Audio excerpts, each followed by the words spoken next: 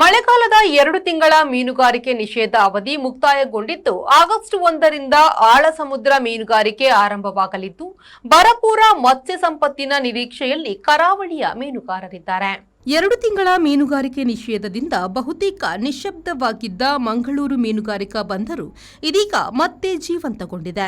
August 1ರಿಂದ ಮೀನುಗಾರಿಕೆಗೆ ಅನುಮತಿ ದೊರೆಯಲಿರುವ ಹಿನ್ನೆಲೆಯಲ್ಲಿ ಮೀನುಗಾರರು ಮತ್ತು ಕಾರ್ಮಿಕರು ಬೋಟ್ಗಳನ್ನು ಸಮುದ್ರಯಾನಕ್ಕೆ ಸಜ್ಜುಗೊಳಿಸುತ್ತಿದ್ದಾರೆ. ಯಾಂತ್ರೀಕೃತ ಮೀನುಗಾರಿಕಾ ಬೋಟ್ಗಳ ಎಂಜಿನ್ ಪರೀಕ್ಷೆ, ಆಯಿಲ್ ಬದಲಾವಣೆ, ವಿದ್ಯುತ್ ವ್ಯವಸ್ಥೆ, ಜಿಪಿಎಸ್ ಹಾಗೂ ವೈರ್ಲೆಸ್ ಸಂಪರ್ಕ ಸಾಧನಗಳ ಕಾರ್ಯಕ್ಷಮತೆಯನ್ನು ಪರಿಶೀಲಿಸಲಾಗುತ್ತಿದೆ. ದುರಸ್ತಿ ಯಾರ್ಡ್ಗಳಲ್ಲಿ ಸಣ್ಣಪುಟ್ಟ ದುರಸ್ತಿ ಕೆಲಸಗಳು ವೇಗ ಪಡೆದುಕೊಂಡಿವೆ. ಮೀನುಗಾರಿಕೆ ನಿಷೇಧ ಅವಧಿಯಲ್ಲಿ ಊರಿಗೆ ತೆರಳಿದ್ದ ಹೊರ ರಾಜ್ಯದ ಕಾರ್ಮಿಕರು ಕೂಡ ಮತ್ತೆ ಧಕ್ಕೆಯತ್ತ ಮರಳುತ್ತಿದ್ದು ಮೀನುಗಾರಿಕೆ, ಮೀನು ಇಳಿಸುವುದು, ಲೋಡಿಂಗ್ ಹಾಗೂ ಐಸ್ ಪ್ಲಾಂಟ್ ಸೇರಿದಂತೆ ವಿವಿಧ ಕೆಲಸಗಳಲ್ಲಿ ತೊಡಗಿಸಿಕೊಳ್ಳುತ್ತಿದ್ದಾರೆ.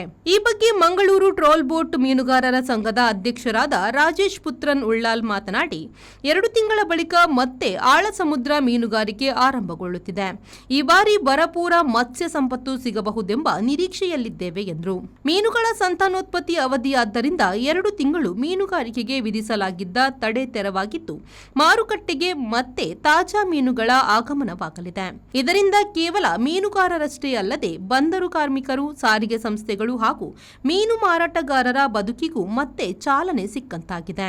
ಎಲ್ಲ ಮೀನುಗಾರರು ಬಹಳಷ್ಟು ಖುಷಿಯಿಂದ ಒಳ್ಳೆ ಲಾಭವನ್ನು ಗಳಿಸಿದ್ದಾರೆ. ಆದರೆ ಈ ಬಾರಿಯ ಒಂದು ಮಳೆ ಮತ್ತು ತುಫಾನಿನ ಕೊರತೆಯಿಂದಾಗಿ ಯಾವ ರೀತಿ ಸಮುದ್ರಕ್ಕೆ ಹೋದ್ಮೇಲೆ ಯಾವ ರೀತಿ ಮತ್ಸ್ಯ ಸಂಪತ್ತು ಸಿಗುತ್ತೆ ಅನ್ನೋದು ಡೌಟ್ಫುಲ್ ಸರ್. ಹಾಗಾಗಿ ಹೋದ್ಮೇಲೆ ನಮ್ಮ ಒಂದು ಮೀನುಗಾರ ನಿರೀಕ್ಷೆ ಇದೆ. ಖಂಡಿತವಾಗಿ ಏನು ರೈತ ಯಾವ ರೀತಿ ಮಳೆ ಬಂದ ನಿರೀಕ್ಷೆಯಲ್ಲಿ ಇರ್ತಾನೆ, ಅದೇ ರೀತಿ ಕೂಡ ಮೀನುಗಾರ ಕೂಡ ಒಂದು ನಿರೀಕ್ಷೆಯಲ್ಲಿ ಇರ್ತಾನೆ.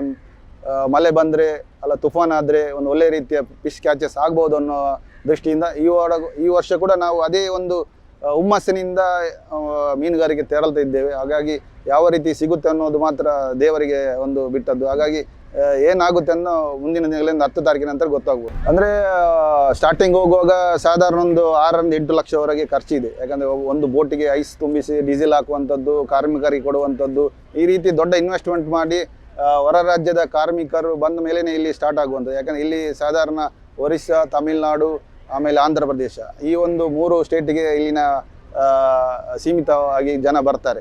ಹಾಗಾಗಿ ಅವರು ಬಂದ ಮೇಲೇ ಇಲ್ಲಿ ಜಾಸ್ತಿ ಒಂದು ನಮ್ಮ ಆ್ಯಕ್ಟಿವಿಟಿ ಸ್ಟಾರ್ಟ್ ಆಗುವಂಥದ್ದು. ಹಾಗೆ ಮುಂದೆ ಏನಾಗುತ್ತೆ ಅನ್ನೋದು ಮಾತ್ರ ದೇವರ ಒಂದು ಅಲ್ಲಿ ಸಮುದ್ರದಲ್ಲಿ ಏನು ಸಿಗುತ್ತೆ, ಯಾವ ಮೀನು ಕ್ಯಾಚಸ್ ಜಾಸ್ತಿ ಬರ್ಬೋದು ಅನ್ನೋ ನಿರೀಕ್ಷೆಯಲ್ಲಿದ್ದೆ. ಕಳೆದ ಬಾರಿ ಯಾವ ರೀತಿ ಸಿಕ್ಕಿತ್ತು, ಈ ಬಾರಿ ಕೂಡ ಅದೇ ರೀತಿ ಸಿಗ್ಬೋದು ಅನ್ನೋ ನಿರೀಕ್ಷೆಯಲ್ಲಿ ಓಡುವಂಥದ್ದು. ಶರತ್ ಸಾಲ್ಯಾನ್, V4 ನ್ಯೂಸ್, ಮಂಗಳೂರು.